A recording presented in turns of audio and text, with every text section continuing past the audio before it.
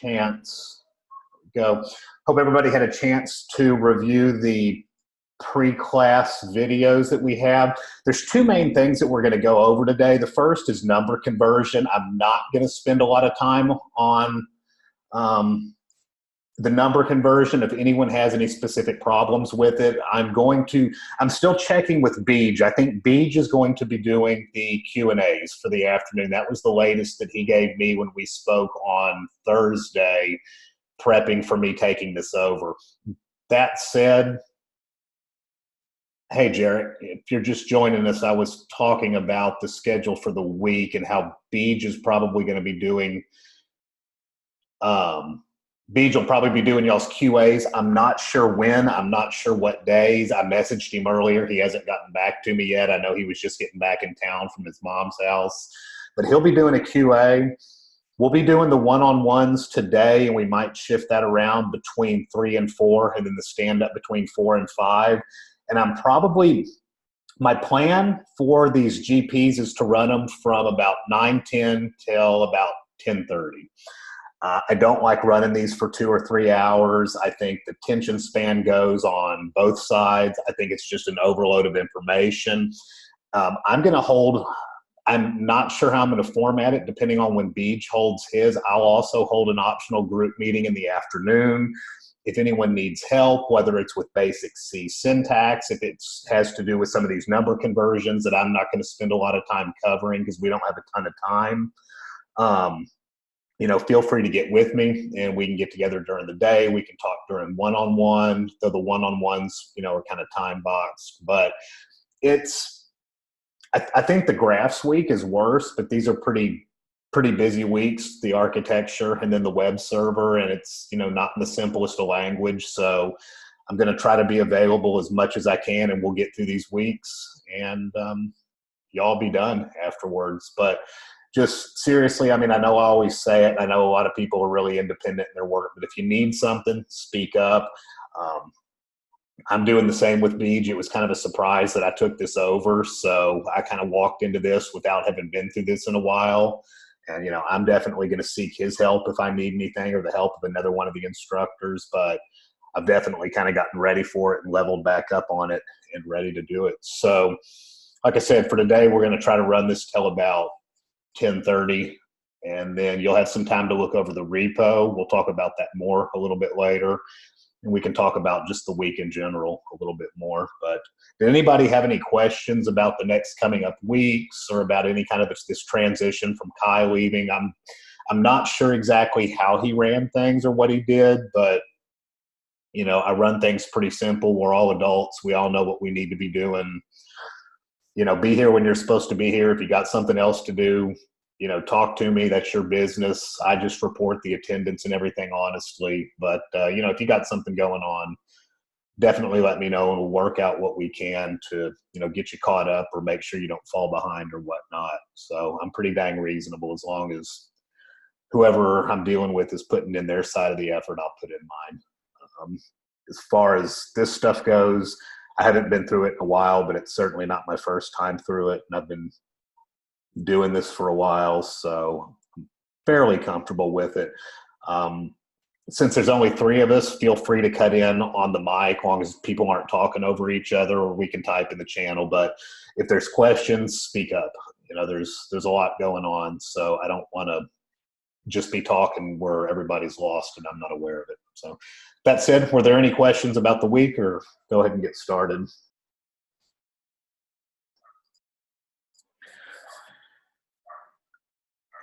All right.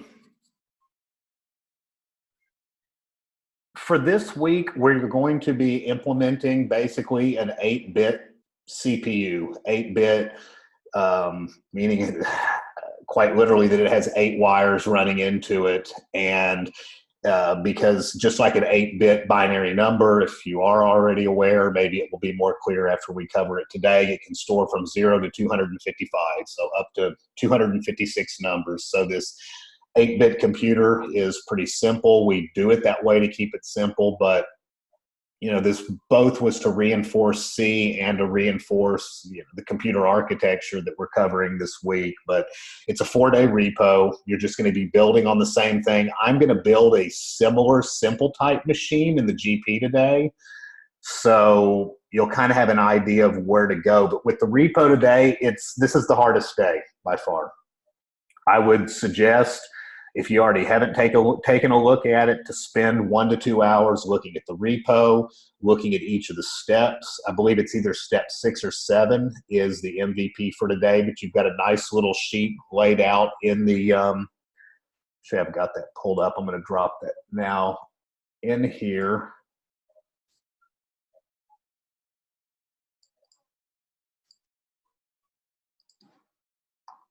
So this is the repo for the week. And in here, it's got a nice task list for each day that you can drop into your PR.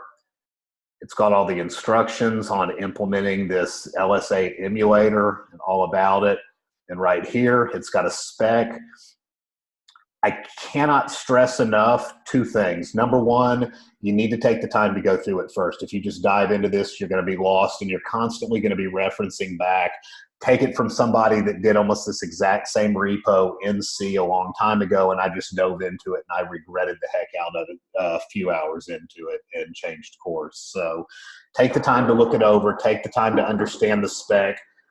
Part of the idea of this week is giving you a rather terse set of documentation to deal with to simulate the real world. So, not only are we continuing with C, not only are we working on computer architecture and seeing kind of how a basic CPU functions, but it's also all about reading the documentation and going back one more time to the Poly's problem solving and understanding what the problem is, making a plan to solve that problem, implementing that plan, and then kind of the rinse repeat as you're trying to improve upon it. So I can't stress that enough. It can be a frustrating week, but we're going to get through it. And like I said, this is the worst day. So just get through today. And I think it really progressively got easier. And it did the same thing in Python that we just covered as well. But the sprint for this week, to be honest, really isn't that big of a deal. So long as you can get through the repo this week, the sprint, not that bad. But for me, this was the most fun repo that we did when I was in CS7.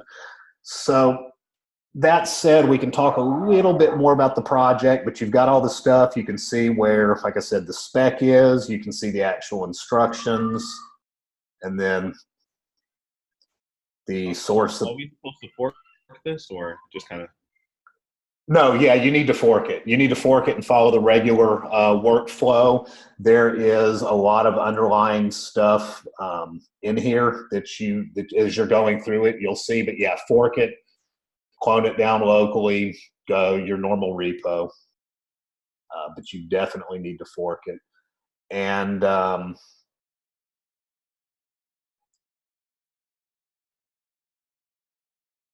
think that's pretty much it that I had to cover about this itself. Like I said, for the emulator, it's step 7 is your MVP for today, up through step 7. Seems like a lot, but a lot of them are kind of simple once you get running through it. So first off, and like I said, I'm not going to spend a lot of time on this, but I'm going to go through a little bit of the number bases, and then we'll go through the sample of the virtual machine.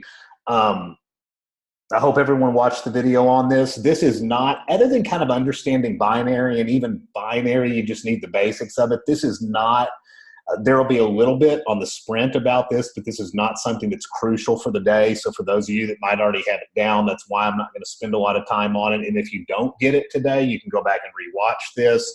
I can point you out some resources later that help out, or like I said, we can talk about it in one-on-one. I've got all this down pretty well. So to me, it's fairly simple, but some people, math is one of my things. There's plenty of other subjects that aren't, but to me, this was always pretty good. So we know let's see, where is the tape here. We know in base 10, when we've got base 10, say you have the number 1,234. So everything's base 10. So this is like 10 to the 0, that's 1. This is 10 to the 1, that's 10. This spot is 10 to the 2. Sorry if this is sloppy, I'm not used. So that's equivalent to 100 and so forth. This is 1,000. So we know to get this number 1,234, this spot represents 1. This spot represents 10. 10 to the 0, anything to the 0 is 1. 10 to the 1, 10. 10 squared, 10 times 10, 100, then 1,000. 4 times 1 is 4. 3 times 10 is 30. Now we got our 34. 2 times 200, 234. 1 times 1,000, 1,234. That's all these bases are. So base 10, you know, what the other ones that we're going to be dealing with, the important one to me is binary, base 2. So instead of doing 10 to the 0, 10 to the 1, you got 2 to the 0, 2 to the 1, 2 to the 2. And then hexadecimal, which is base 16, and we'll talk a little bit more about that when we cover it. But once again, it's 16 to the 0, 16 to the 1. It's represented in kind of a funky way since we only have 0 through 9, but then we just use A through F to represent that.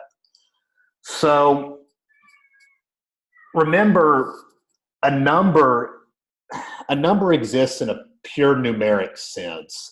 The number 1,234, whether it's in base 10, whether it's in binary, whether it's in hexadecimal, whether it's in base 9, whatever it's in, it represents the same mathematical value.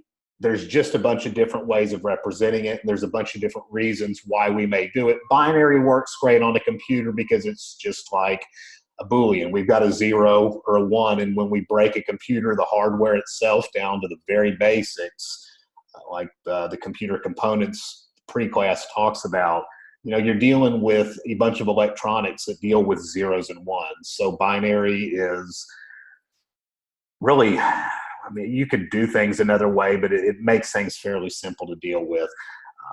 The base 16 has some other use, and you'll see some use of it. I'll give you a heads up. The base 16, there's a simple conversion that appears on the Sprint later on, but other than that, the binary is really going to be more what you're worried about. So if you have binary, and just point this out as well, that binary is always represented. A lot of times you'll see 0 and B. So if we have an 8-bit binary number, we'll be dealing each bit. We only need 1 bit to store a 0 or a 1. We're going to be in C, we'll be doing these as unsigned chars. We'll talk a little bit about that more later. But we can use a single bit. It makes it easy to jump forward 1 bit at a time, 1 space in memory at a time. We don't have to worry about int or anything like that. Ints can be a lot bigger. An unsigned character can run from 0 to 255, and a signed character, a single bit, can run from -128 to 127. Since we don't need those negative numbers, it's easy to use the unsigned char, and that gives us a value. That gives us 8 spaces in a binary. So if we had a binary like this 0B simply means it's binary. And then if we had 1, 1, 1, 0, and then you had 0, 0, 1, 1.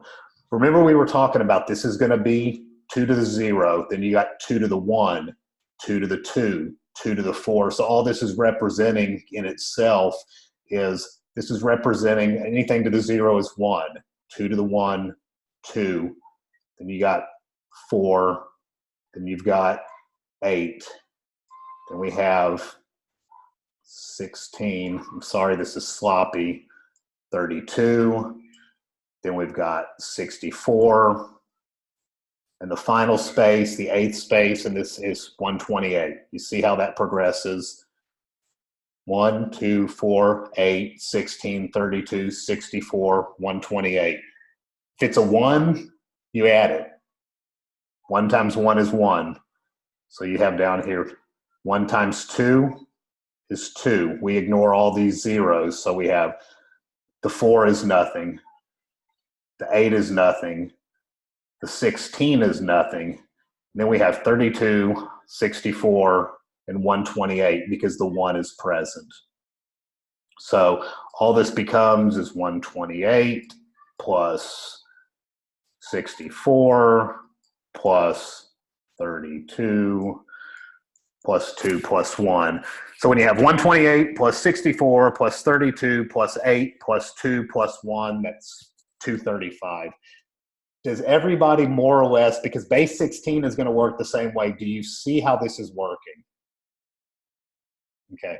The video covers it. I think y'all covered this before. I know we did, but it's just, like I said, in base 10, we're saying 10 to the 1. In base 16, it's going to be 16 to the 1, 16 to the 2, 16 to the 3. But instead of dealing with zeros and ones, we're going to be dealing with 0 to 15, which will be row 0, 1, 2, 3, 4, 5, 6, 7, 8, 9, A, B, C, D, E, F. That may kind of remind you of CSS colors and how they work. It's in hexadecimal. So when we're converting from there, if you've got to convert by hand, I think you should be able to once you deal with it. Okay, I know this is 1. So I need to say 1 plus 2 plus 0 plus 0 plus 0, and then this place plus 32 plus 64 plus 128. Boom, we're done. If you need to convert from a decimal back to,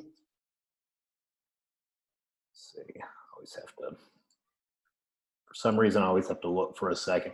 If you're converting from a decimal, so say we'll just use the same number. Well, we'll use something a little bit more simple. If we had to convert, let's do something different. So if we had 0, we'll not do that. Let's say we had 202. Anytime you want to convert a binary to a decimal, you start out and you divide this by 2. What's 202 divided by 2?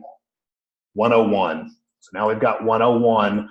What's the remainder? The remainder on this is 0.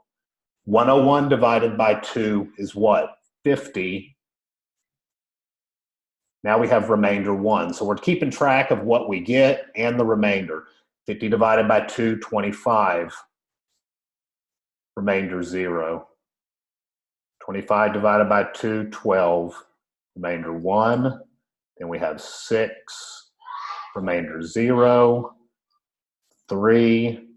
Remainder 0. 6 divided by 2 is 3. Remainder 0. 12 divided by 6 is 3. Remainder 0. 3 divided by 2 is 1.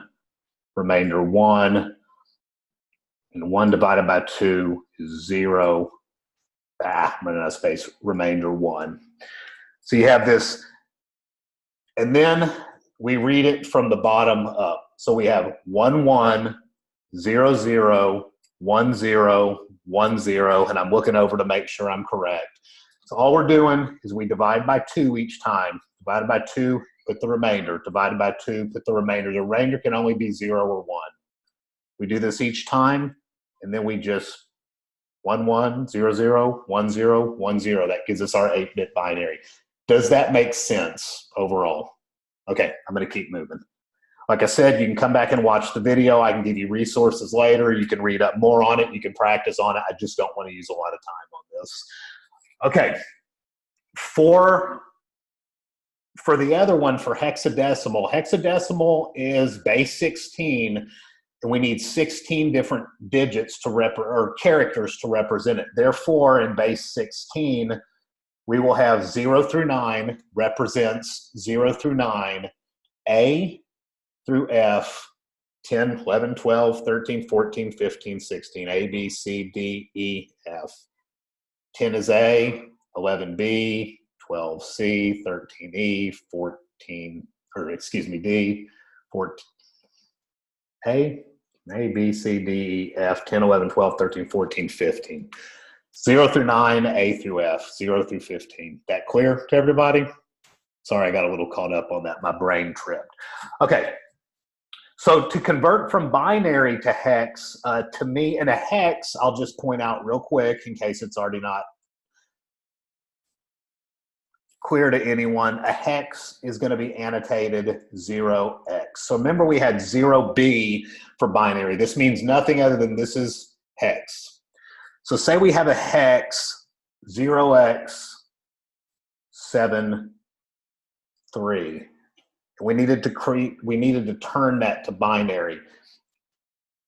Each number here, each number or letter, you can have letters A through F as well, represents 4 bits. It's 4 binary numbers.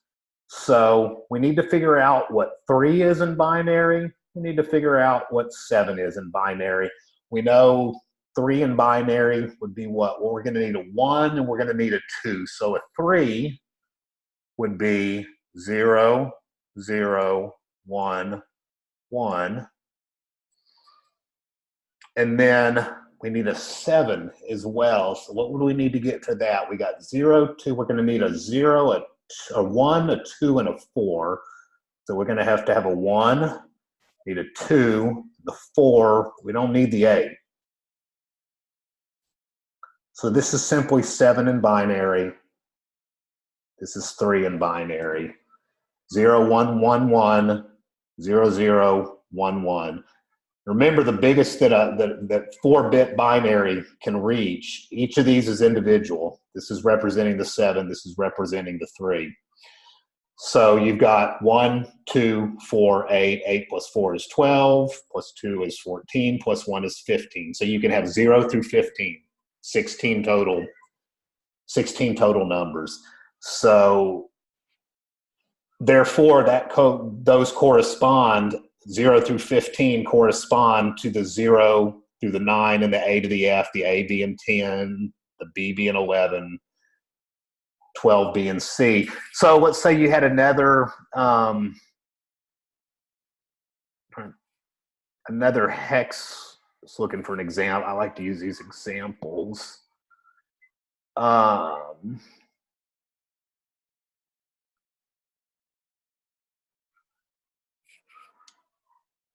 Let's say you had a hexadecimal that had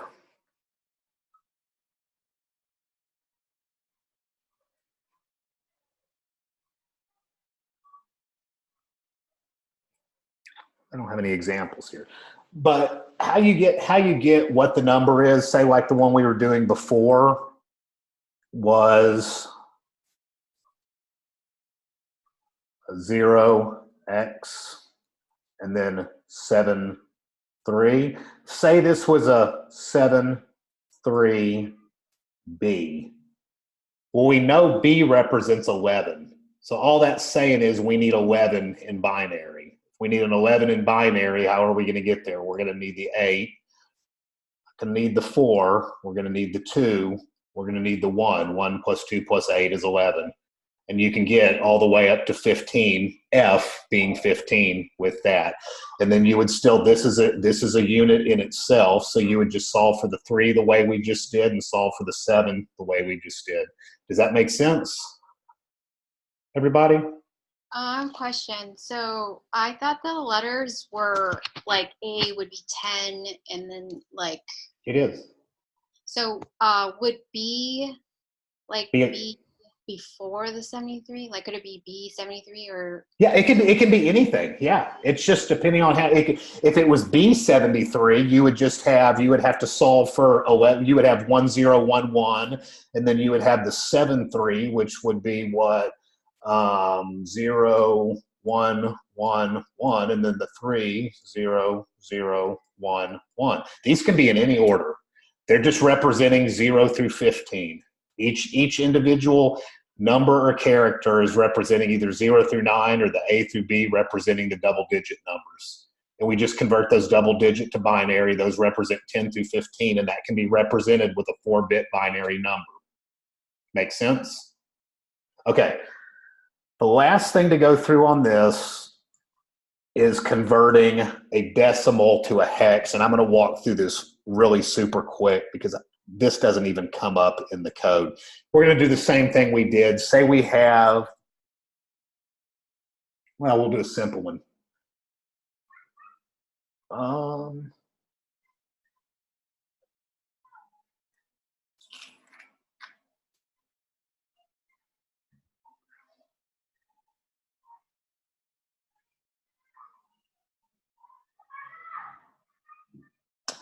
Yeah, I'll just make one up. There's not a good example here. So say you had the number, I don't know, let's do 256. How are we going to get this in hex? We're going to do the same thing we did for binary, but we're going to divide it by 16. So what is 256 divided by 16? 256 divided by 16 is 16. Right? So we have 16 here and a remainder of what? This is not actually a good example, but we have two, and then we have a remainder of 0. And then 250 or 16 divided by 16 is 1.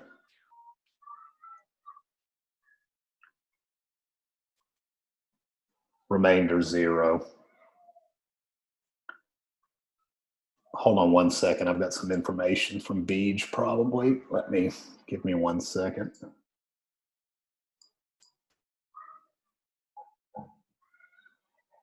So Beej is going to do your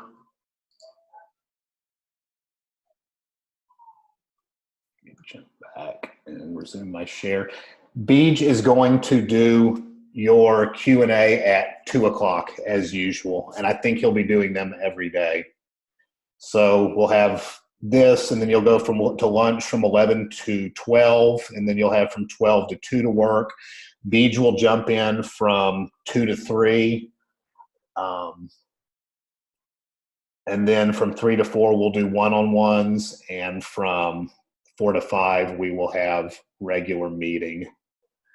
So if anybody has anything else today, I think we'll cover it between the one-on-ones and the we'll cover it between the one-on-ones and the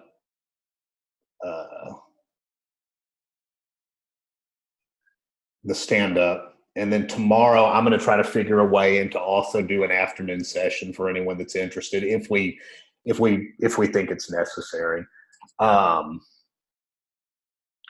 We go back and give you here's a better example of this that shows you. So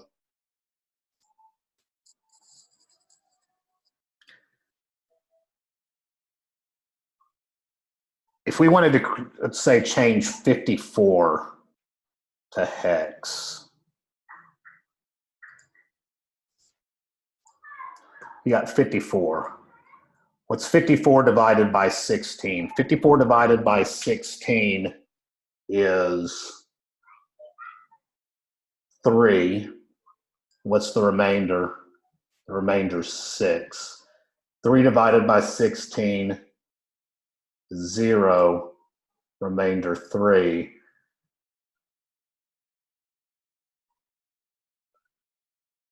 And remember, we work from here up, so we end up with 3 and 6. And that's your hex answer. Now, so 54 in decimal is 36 in hex. We're still doing with the same thing with remainders. Now, if you get a remainder of 10, that becomes an A. If you get a remainder of 11, B. Does that make sense, everybody? So you're doing the same thing, but you're dividing by 16. Go ahead. So if you did like the number 111, like 111, you're saying like, and you divide it by 100. I'm not really understanding the 11. The 100. Okay, so if you got a 111, we're going to divide 111 by 16. So gotcha. Never mind. 111 divided by 16. What is that? 6.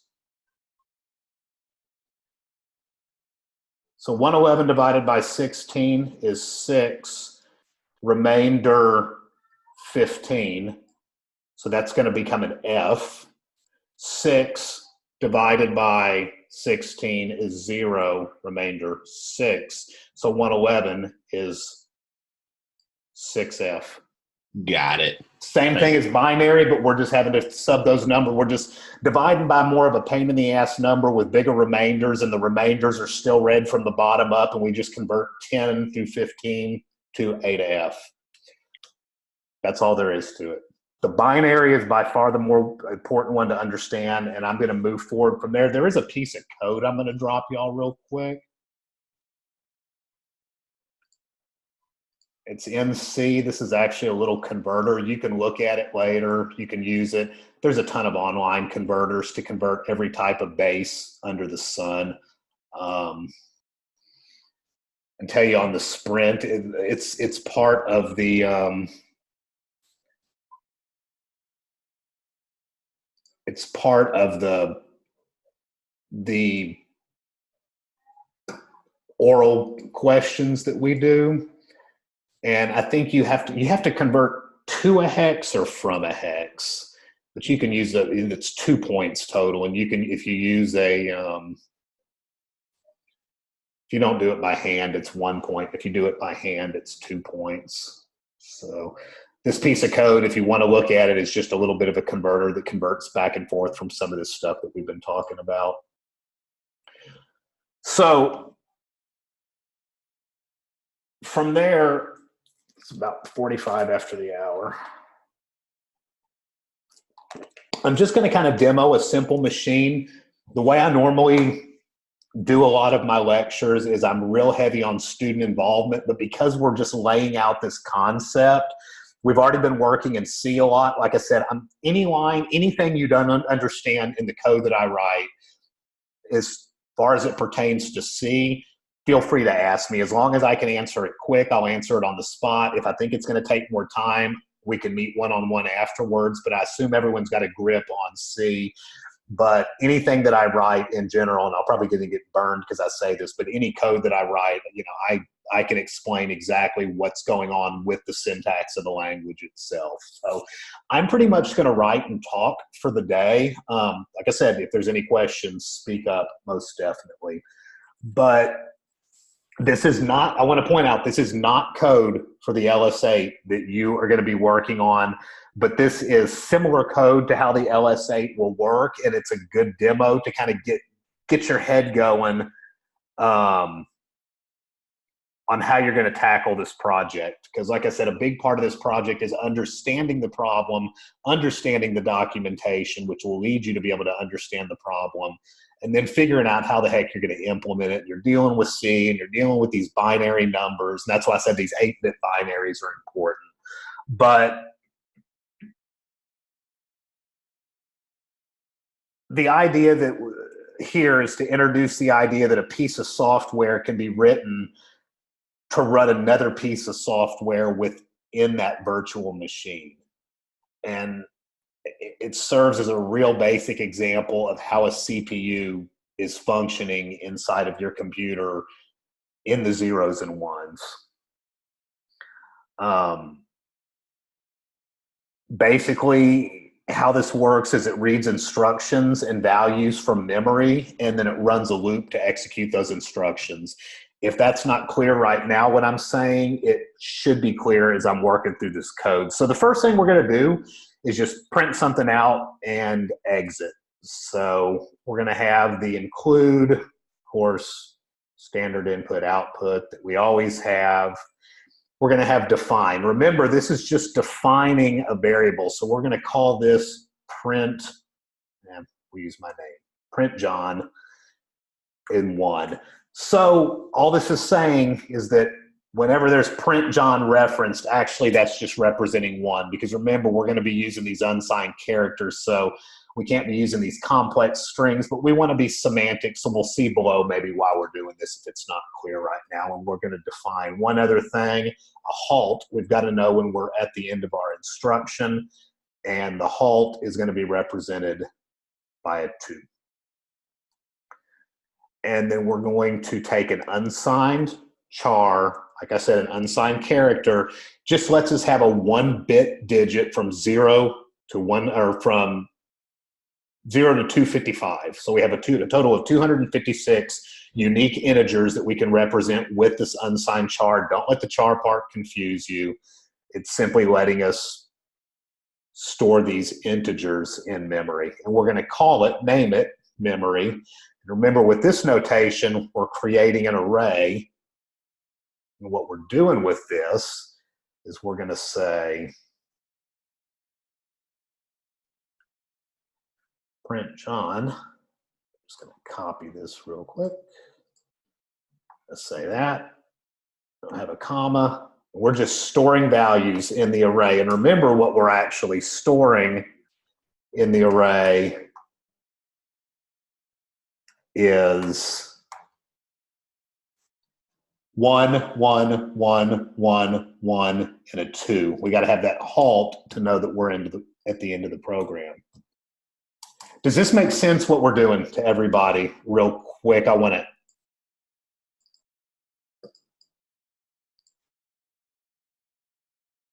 Anybody have any issues, speak up on what we're doing. We're just creating an array and we're storing these unsigned chars in there, these ones and these twos in this case. It'll change later on, but that's all we're doing. And we just use these defines so that we can have this semantic here. We kind of know what's going on for our instructions for our machine. And we just don't have a bunch of numbers going on in there.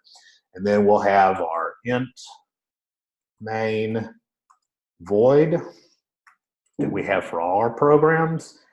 We're going to define an integer and call it the current index equals 0. We got to keep track of where we are in our memory later when we're going to read through our list of instructions. So the current index, we're going to start at 0, and we'll name, this is going to be a Boolean, and we're going to make it true running for our loop. Remember, we said we're going to have a loop that does all this, so we need to have a way to control this while loop that you will see in just a second.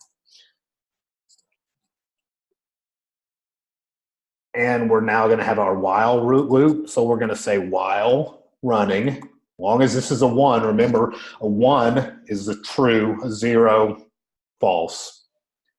So while this running right here on line 17 equals to 1, have this loop running, and we are going to have an unsigned char called command, and the command is simply going to be memory at the current index. All this is doing is reading the command. We've got our memory. We've got our current index is 0, 1, 2. We're just moving through this while loop. And of course, we'll have to iterate up at the end. And it's just running through the current index. And remember, the current index is actually reading these defines, these unsigned characters, these integers that we have up here, 1 and 2. So it's simply ascertaining what's in our memory. What do we need to do? So what's the current command? And then we're going to have a switch statement. We did those all the way back in JavaScript for the command. One way of doing it, there's other ways of doing this, but a switch is definitely a way of doing it. And then we'll have our case, and if our case is print John that we've got, we're just going to make a print statement, a simple C print statement, and we're going to say John. And we'll end that with a new line, simple new line syntax. Okay. And we will break out, remember we got to have that break for a switch or it'll just keep going. And then the only other case we can have here is halt. Remember we need a way to end. So if it's halt, we can just say running equals 0 and we break. And what that has done, remember this is while running. Running was 1. Once we hit a halt, this terminates our while loop. And that's all we got. So what we're doing is we're feeding it this list of commands. Print John, print John, print John, print John, print John, halt. So if I run this program, one other thing I got to do real quick, but if I run this program, I should expect to get this print that I've got here, John, 5 times, and then for it to exit. And then the last thing we got to do here, remember our current index, plus plus, and then we'll come out of here. We'll just say return 0. Remember, we had our int here. Return 0, an integer return. 0 indicating success semantically, and that's all we've got. So if I save this arch C, go down here, and I'm already in my desktop where this file is sitting, so we can say GCC, wall, extra, just to get these extra warnings, and then we'll say, what's it? Output is arch, and then we will read from arch.c. This should compile it, and then we will simply say arch, and there we go. John. We exit it out. Anybody have any questions about the code that I just did, or the reasoning behind the code, or kind of, the idea of this is to give you an idea of how you're going to tackle your project. So does this make sense? If we're going to have a list of instructions, the same thing your project's going to have, your whole project, this LRA, will run off a list of instructions. It's just a much more complex list of instructions because we're going to have a lot more than print John or print whatever and halt. We're going to have this list of instructions that we feed it, and we're going to expect a certain output. That's how the tests, how you can assess whether you have successfully implemented this different functionality, the basic functionality. It's how the sprint's going to work. It's going to be a simple output on your sprint when you're actually going to be building more on the machine that you're building this week. And so we're just creating this memory after we've made these defines, because remember, we're using those unsigned integers that we talked about. We just have a current index to begin at the beginning. We have a Boolean and a while loop, and we're just reading the current space that we're at and deciding what to do for each space. And we have two cases here because we've only got two different actions, the print John or a halt. In reality, you're going to have a long switch statement when you get to working on this because there's a lot of different things that can be going on. And some of the operations can get complex in here, but just a simple switch statement, we iterate up. And then after we exit out of the while loop, we just exit out of the program. Make sense to everybody? Any questions? Drop this code. So do we not need to free any memory after we created that, or? During your project, when memory allocation becomes an issue, yes, you should address it. We're trying to be as simplistic as possible here, so we're not worrying about memory allocation and freeing the memory. But yes, ideally, anytime you're allocating memory, you should be freeing at the end. A very good point. But the idea of this, because obviously we're not going to overload any memory, is that we're not going to deal with that because we're trying to demo to you kind of the thinking behind how this machine is going to work. Does that make sense?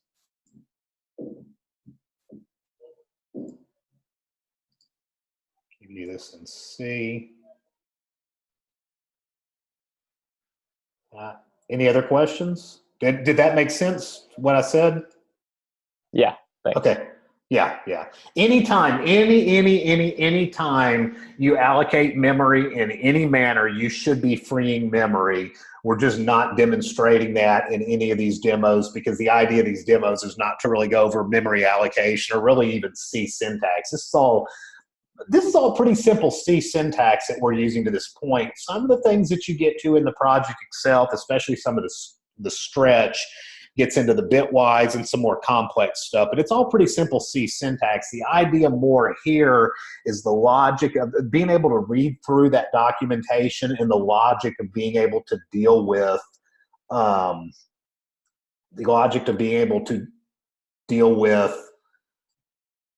this machine.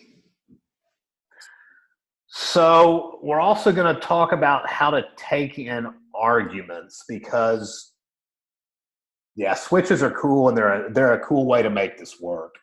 Like I said, there's another way to make it work that's a little bit more clean, but we'll get to that when you're actually in the project. But the switches are badass for this. It makes a real simple way to code out what you're looking for, and with these defines, it makes a real semantic way in C to code out what we're trying to do. I have a quick question on switches, real quick. So, in this one, you didn't have to make a default case, or did we? You should make a default case. We'll make a default case later on. If you make a default case, well, the way we do it, there's an exit in it, and there's another library we need to import. But another great question about C. Really? Okay. And a great question about, well, because we're going to use an exit in the default. The exit will exit. If the default, it would basically mean it's an invalid instruction. So it would need an exit code. Remember the exit code, exit 0 is success, and then exit 1 and then forward are different errors. So with that exit, you not only need the standard input, but you need that standard lib as well. But we will cover that. Great question. Once again, just something that's been left out for simplicity. But yes, there will be a default later on. So here, we're going to be able to print a number. So to be able to print a number, we're going to have to give that number. We're going to have to deal now with more than one spot memory. So we'll say include standard IO H. We're going to have 3 definitions here. Define print John. Make that a 1. Going to define the halt, and we're going to make that a 2. There's no specific rhyme or reason to these numbers. It's simply how we're doing them. And then we'll have print num, and that'll be 3.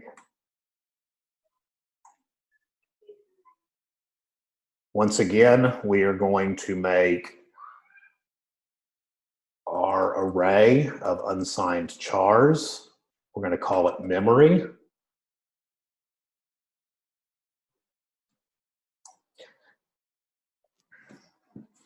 And we'll say for this, print John. Then we're going to give it an instruction, print num, and we'll see later on, but we're going to have to supply it a number. So we'll say 1, and then we're going to print another num. If anyone sees me making any errors or has any questions,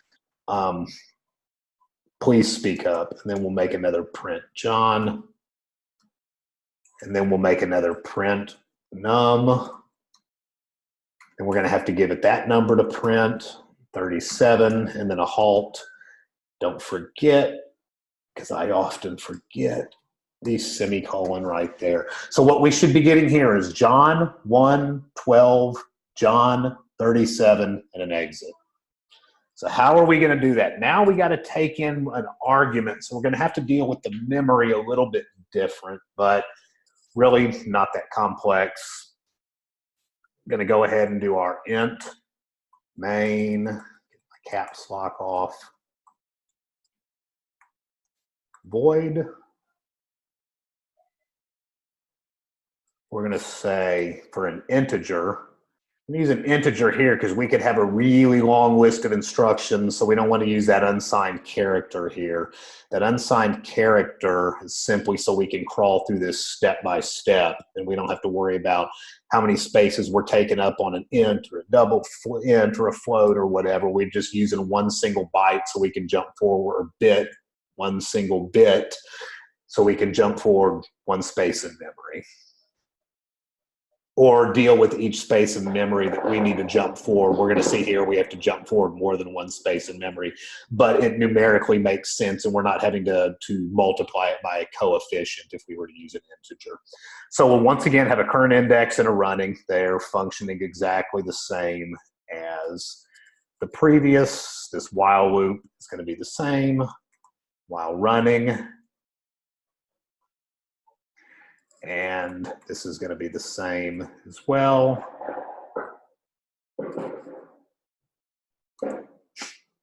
Can y'all hear those fireworks going on in the background? Fireworks. Yeah, I live in a favela. Long story, but it's real cheap, and I'm just trying to save money in Brazil. So it's run by Traficantes, and they use fireworks because they have lookouts all over the favela because they're dealing drugs. And the Traficantes run the whole place, but they have lookouts that are looking for the police. And when they see the police, they radio to another person nearby, and they fire fireworks, and all the people that are doing illicit things know to get the hell out of there because the police are close. It's a really rudimentary but interesting and effective system that they use. Literally like black cats and just little Roman candles and stuff. But yeah, it's obviously a lot of police running around today. So we have unsigned character command equals memory current index, the way we did. And then we're just going to do another switch. And I'm going to go up here and actually copy all this.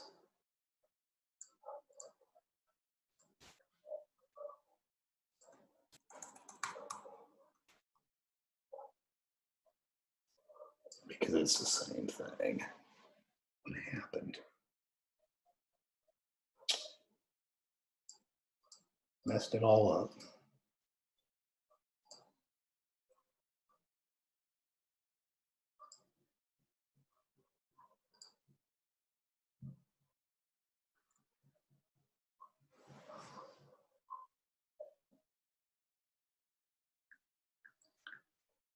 And so for the case print John, we're just going to have the same thing, the printf statement, John with a new line. But actually one difference that we need to do here, I shouldn't have even done that cut and paste. I need to just be, is we need to do this current index by 1 because we're dealing with different jumps here, because we're having to take in an argument here, we have to deal with each case as far as how we increment the current index. That makes sense to everybody? So we'll also have the halt or the running equals 0, and we'll, even though that halts us, and we'll break out of that. But the change here, so this is all the same. This is functioning exactly the same as above. I just wasted time in trying to save time. But the case that we'll have here for print num, remember this had to take in an argument. So to deal with that, we'll say print f. Remember, we're going to actually have to give it an identifier. We'll say new line, and then memory current index plus 1. Remember our instruction right here, we got our command from our current index. Now, so we got print num. The next line in our memory right here, or right here, wherever you want to look, is the current index plus 1. So we're simply accessing that memory and saying current index plus 1 using that %d, because we know we're printing an integer, or formatting that's formatter. And then we're going to say current index, and we'll have to say plus equals 2, and we will break. So if I did this all right, which I've got some ugly, somebody reminded me never to try to cut and paste again, created more of a problem. So all we're doing here is the same thing, but remember, because we have to iterate up by different numbers, this only takes one line, a print John, and then we go to the next command. So we just need to go to the current index, iterate it up once. The print num takes in the argument here, and we have to go access the next thing to print the number that we're asking to print. So we just iterate the current index up by 2 and break out. And the halt turns the running to 0. And then now we're going to have running 0. So we bust out of the loop. This isn't really even needed in there. And then we break out of there. And then at the very end, outside here, we would return 0. And if I did this all right,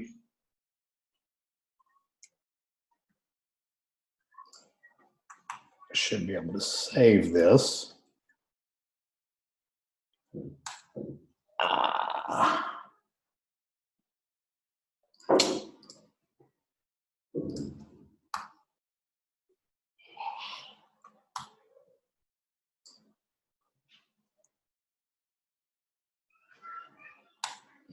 And we get John 112, John 37.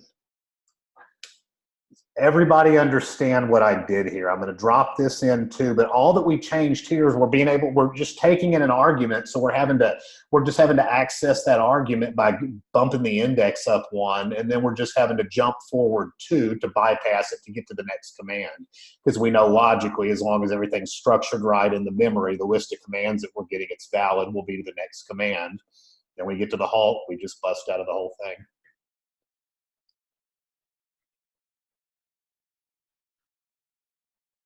Anybody have any questions? Please ask if you have anything.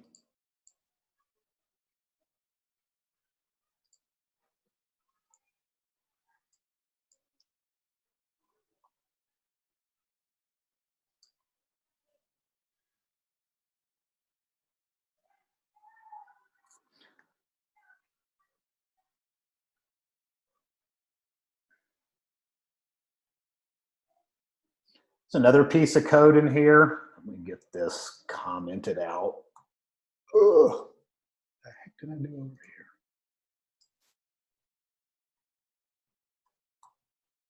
Let's save this.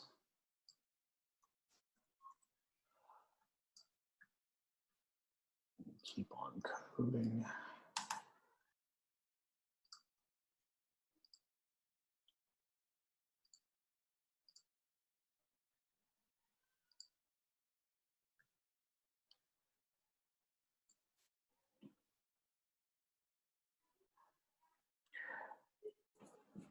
This is a piece of code that we're going to actually basically be covering in the next piece as well. So there's not really much of a reason to include it here because we're just adding this print sum and we'll cover it in the next.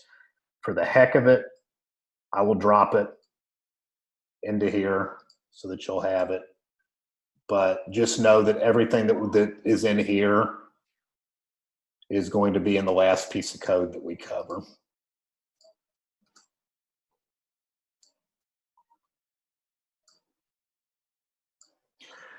So for this last piece, we're going to talk about register. A register is simply, think of it like your RAM, your short-term memory. The register is going to be a way that you will be able to save. Not only do we want to be able to take in arguments, but obviously our machine needs to be able to save some things, depending on, maybe save a value, the result of a function. It may need to save a command that you give it. Anything that you need it to save, we need to create a space of memory to save that in. Hopefully that makes sense. So to do that,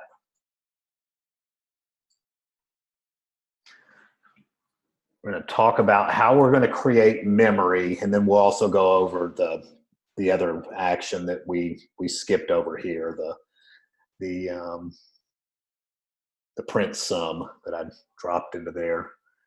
So this is going to have a lot of includes. Standard IO. This also needs, because we're going to do the default, we're going to have this include standard lib. The only reason of that is we've got that default later. Then we're going to have a lot of defines. We're going to have a define of print John. That's going to be a 1.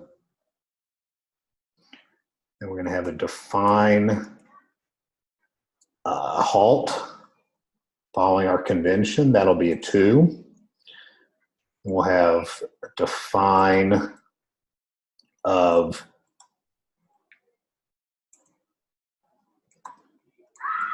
print num. That'll be a 3. Define print sum. That'll be a 4. And we're going to have a save. Remember, we got memory, so we got to have a way to save it. It'll be a 5. Print register. If we want to print a spot in memory, we got to have a way to do that.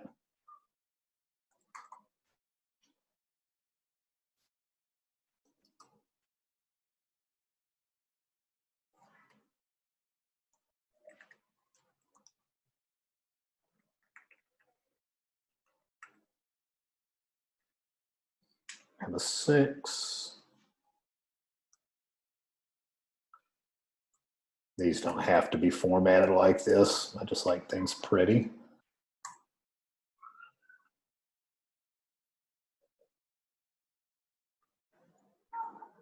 And we're going to have an add.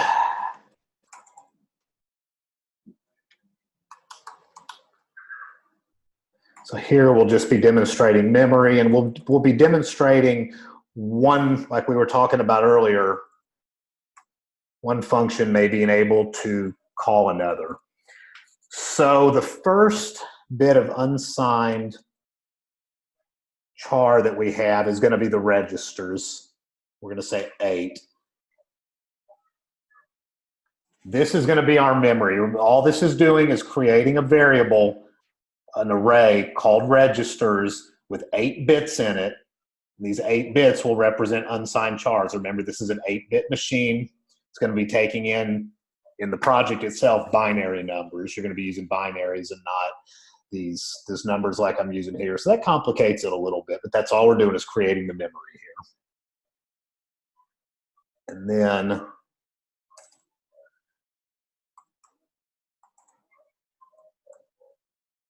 we're going to have an unsigned char, memory, and we'll ask it to print John. Going to ask it to save. We'll see how this works later, but we're going to be saving a 65 in the second space of the memory. Then we're going to be saving a 20 in the third space of memory. Then we'll have an add. We're going to add 2 plus 3. And then we're going to have a print register at space 2 and a halt. Don't forget our semicolon. The print John saves, and so print John, we're going to save 65 at space 2, save 20 at space 3 in this register. Only can save 8 pieces here. Add 2 and 3, print register 2, and halt.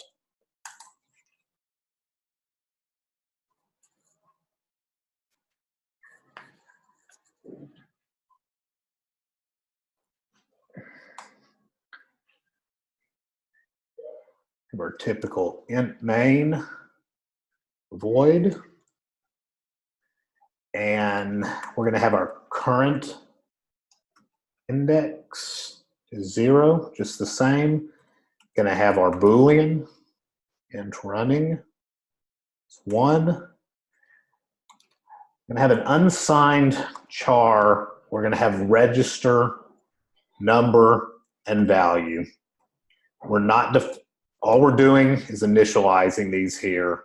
We're going to have another unsigned char. We're going to call it register num 0, register num 1. The 0 and the 1 spots are going in memory. Space 0 and 1 here are going to be reserved for actions that we'll see later. in case you've got any questions about that. And hence, while we start saving these at spots 2, spot 3, sure, you could overwrite this in the language, but these are kind of the space 1 and 2 are protected values, if you would, theoretically. So we're just initializing these unsigned characters. Remember, these are just going to have junk values at the moment for the register number and the value. And then we're going to have unsigned chars for the register number 0 and register number 1. So this theoretically would represent the other 6 numbers if we need to in the value. And this is 0 and 1. So we can always store these and save these. This will change each time, but this needs to be able to be stored. And then we'll do a while loop.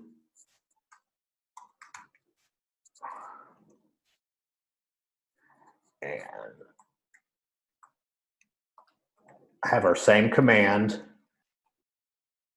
memory at the current index. I'm going to have another switch.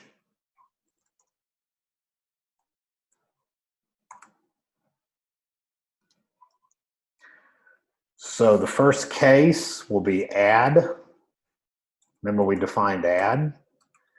So we're going to set register number 0 equal to memory at the current index, but +1.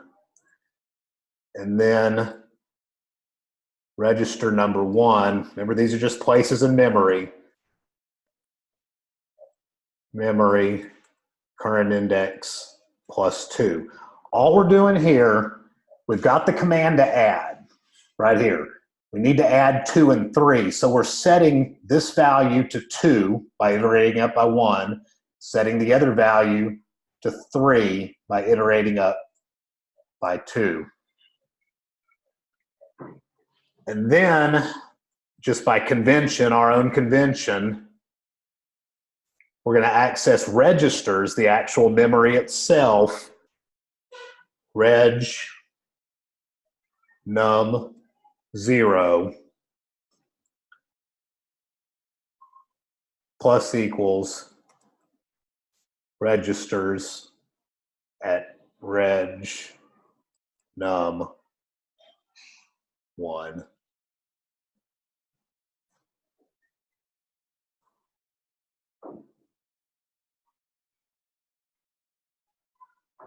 So remember, we're saving these first 2 spots in the register, and then we're just using a plus equal. So we're going to add 0, this spot and this spot together, and then using the plus equals, and we're going to actually overwrite this right here with the new value. So it's going to say, okay, register number 0 is 2, register number 1 is 3, and we're just going to say 2 plus equals 3, and we're going to end up with a 5 for our reg num 0.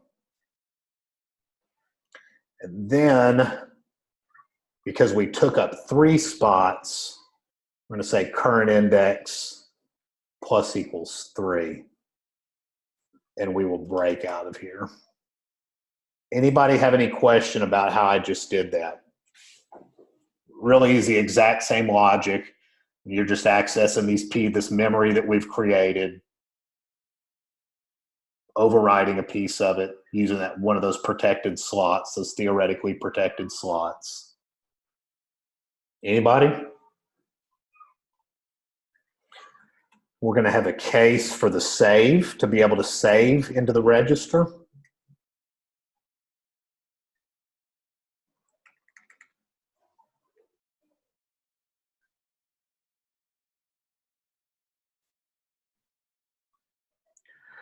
Remember, we have the value that we defined, and we just kind of, so value equals the memory at the current index plus 1. Remember, save up here gives us whether the value that we want to save. So that's all we're doing here is setting that value equal to that. And then we need to know the register number that we're saving it to. Remember, we can't use 0 or 1. We could override it, but we don't want to do that. And then this is just going to be current index plus 2. So now we have saved in local variables here the value and the register number. So we're saving 65 to register number 2. And later on, we'll print that register number to make sure that we actually saved it.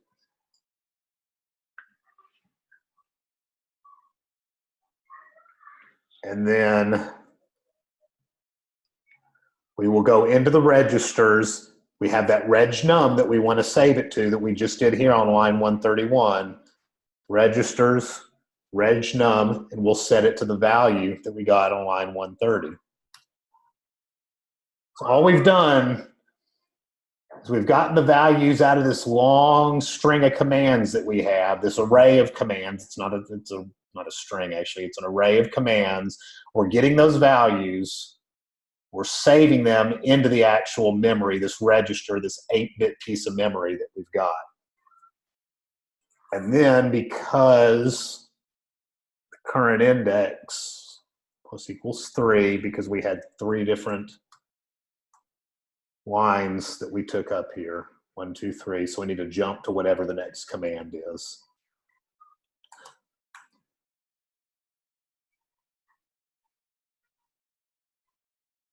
And then we'll have a print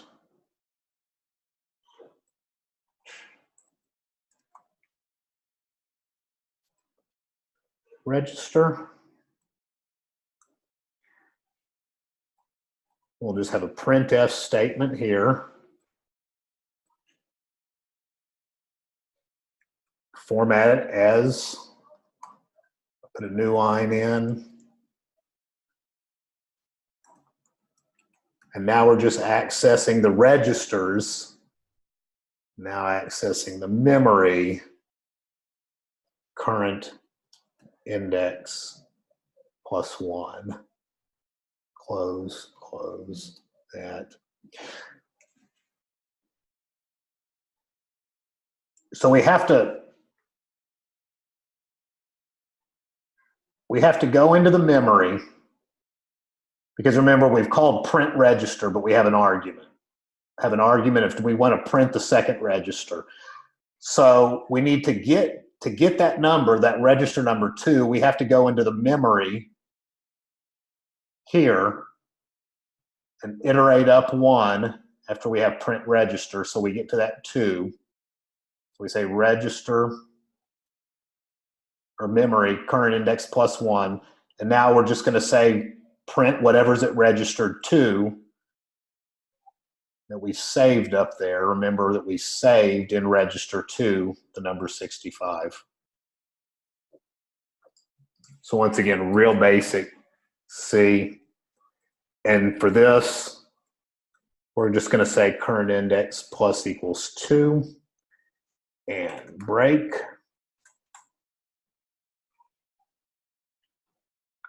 We'll have a print John.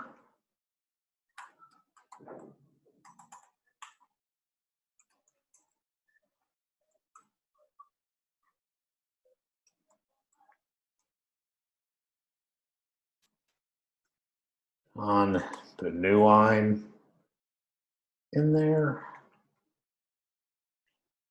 And then we'll just iterate up the current index with our plus plus, because that's a single command, and we'll break.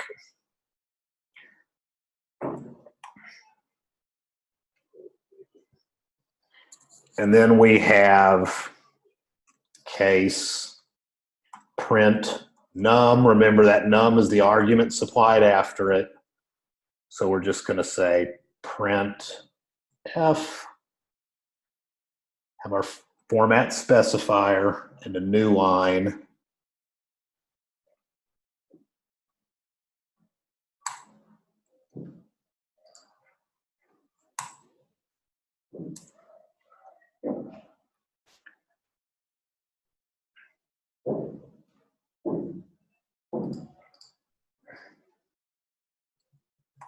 And we'll just say memory in the current index. Remember, we're just going up, iterating up through our list of commands, whatever number. So print num, We didn't use it here, but if we had print num, it would just go to that next index to get the number that we were asking it to print. And then we can just say current index plus equals 2. I hear somebody on the mic. Somebody got a question? Well, you just have line 150, your ending parentheses is on 153. Yes. Screwed. There, that should be right, right? Yeah. Yeah. And so then we're going to have a print sum. This is all that that other one did, and we didn't need to waste the time because we're already repeating things here. And it's good. It gives us a chance to reiterate some things. Print sum. So print sum, we're not doing it here, but the print sum just gives us 2 arguments. So for print sum, we're just going to say printf.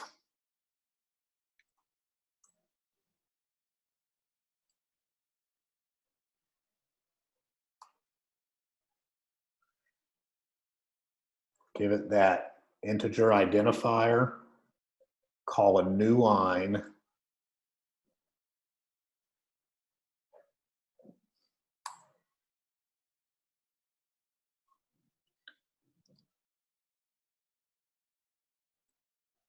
current index plus 1. Mind you, you do not have to format it this way. This is just a pretty way to current index. This is all one line plus 2. Then we can go grab this, close it off, add our semicolon. Then you can say current index plus equals 3, and we break out of it. So all we're doing here is taking in that argument, and it's going to tell us, hey, do this print, make a new line, and take the next index in the command and then the next index, take those 2 and add them together. So all we're doing is simply printing that integer and then just upping our current index by 3 to jump to the next command. Then we're going to have a halt that we've done before.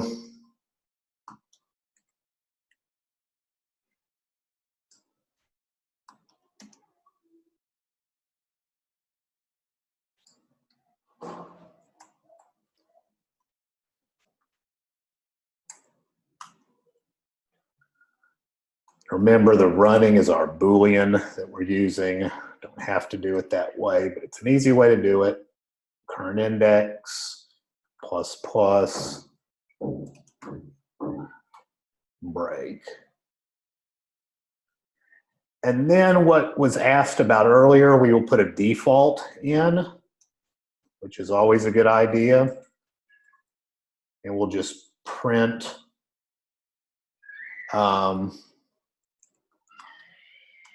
unrecognized instruction, new line.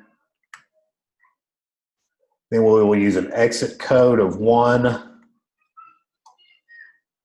and we'll break. That exit 1 is why we've got this standard lib in here. You have to have that for the exit. And then we don't have anything else to do besides return 0 to return out of the program.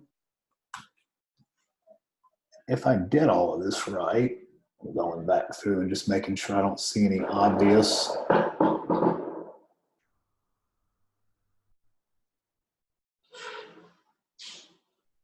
So what we should be getting, going to have a John, we're going to save in space 2, 65, space 3, we're going to save 20. We're going to add what is in space 2 and what's in space 3. Make sure I'm saying that right.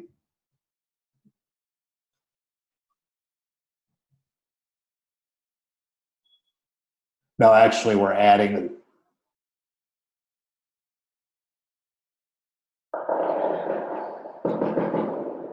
adding that's actually taking in those numbers 2 and 3. And then the print register at space 2, remember we saved it as 65 and a halt. So that's all correct. So if I save this, 121, 122.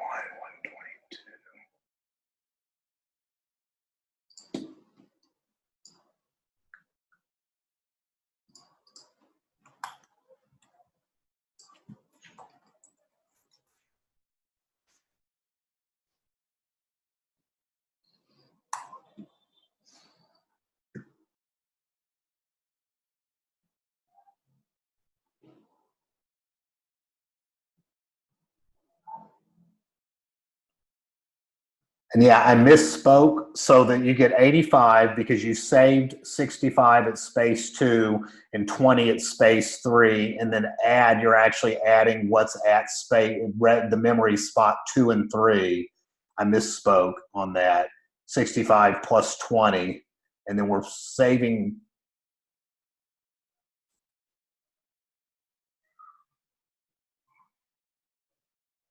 that in the register.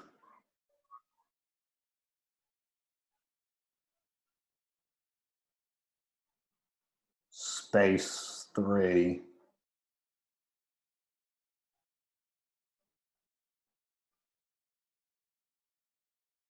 And printing that.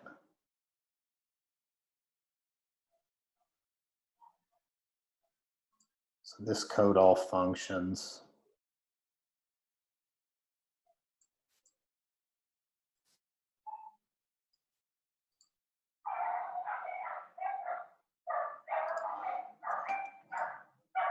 I've pretty much been over all of the repo, and this is all that we have for the day.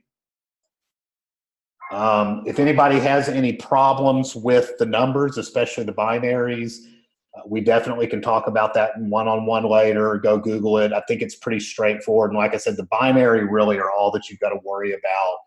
8-bit binaries for, so 0 through 255 with your LSA. You'll have one question on hex on the sprint, converting either decimal to hex or hex to decimal. I don't remember what it is. I think you convert a decimal to a hex, if I'm not, or no, you convert a binary. I think you get a binary and you convert it to a hex or a hex to a binary, which is easy because you're just taking 4-bit chunks of the binary for each one, getting 0 to 15 for the hex. All this code that I showed you is pretty basic C, pretty basic. I think maybe the only thing that wasn't talked about before was the unsigned char. But we're just going in and defining all these actions and giving them a numerical value, and we're reading through these, iterating through and performing the actions using a switch statement and using a big while loop until we get to the halt. The halt just busting us out of the while loop. But anybody have any questions about any of this?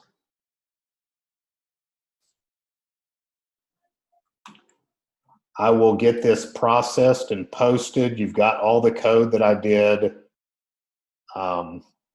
Anybody has any questions, definitely message me. I would encourage you right now to get started looking at the repo. Like I said, spend an hour or two looking at the repo, understanding your steps that you're being asked to do, understanding the spec itself and what each step does, and just think about how we did this with the switch, with jumping through the memory and iterating up, with saving spots in the register. That's really the 101 of how you're going to handle this week's project. It's just a heck of a lot more complex, but this really lays out a nice framework and kind of an idea on a much simpler basis on how it's going to function.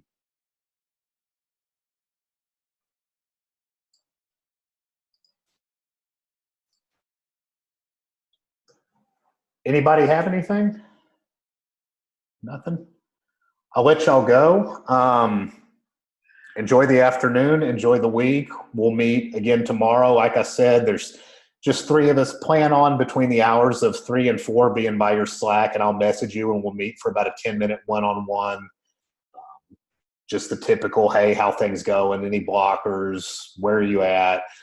The stand-up itself, if no one has anything, will be pretty quick, and we'll just give a true stand-up on where we're at for everyone else. If someone's got anything we want to share with the group or brainstorm with the group, we definitely can do that. And anytime you need help from me, we use the 20-minute rule. If you can't figure it out in 20 minutes on your own through Google, you can post it in the help channel. It would probably be best if you just posted it in the channel here. The other group has moved on to Build Week, so there's not going to really be anyone watching that main help channel, but I'll be watching the channel here. And that's really all I got. So thanks for bearing with me. I know today was a little bit dry. And I promise this is the hardest day, so just bite your lip and get through it. And the rest of the week, just to me, progressively gets easier all the way through the sprint. I actually think that's the easiest dang day of the week. So get to work. Don't fall behind. Refer back to this code. This code won't function with the LS8, but like I said, it lays out a good way of going about thinking about it and going about starting to code this out and taking care of your problems. The repo is all very well written that I've given you. The specs are very, very well written. And that's all I got for you. So I appreciate it. I'll get this posted, and I will talk to y'all in a little bit. Be looking at 2 o'clock for Beej's Q&A. Thanks, John. Hey, no problem. Thank you. Thanks. Yep.